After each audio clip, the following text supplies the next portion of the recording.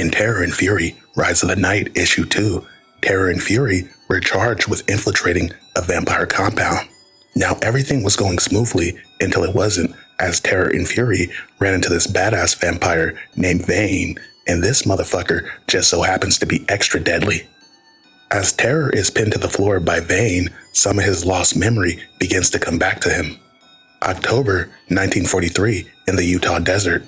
Terror lived on a military base with his family, but one day he would come home to find his wife and son murdered by monsters. After that, Terror snapped. He ended up being enrolled in an experimental program called the Silver Shield Initiative.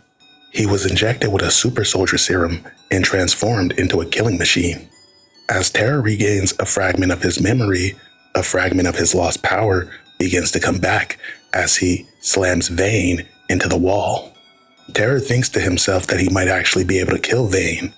But not only is Vane unharmed, but Vane is not fazed in the slightest.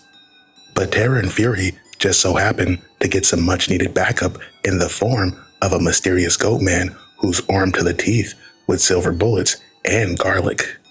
The mysterious goat man pumps Vane full of silver bullets, but Vane is seemingly unfazed as this vampire appears to be immune to silver and garlic.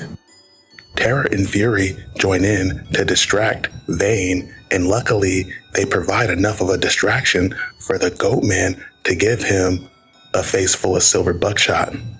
But it barely does any damage to the vampire as he shirks that shit right off. The Terror and Fury's commander, Vesper, would arrive to give the group some much needed backup.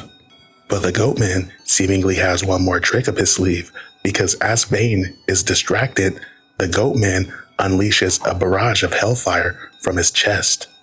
As hellfire washes over Vane, the smell of brimstone fills the air. But Vane doesn't even go down, and then on top of that, this motherfucker's already starting to regenerate.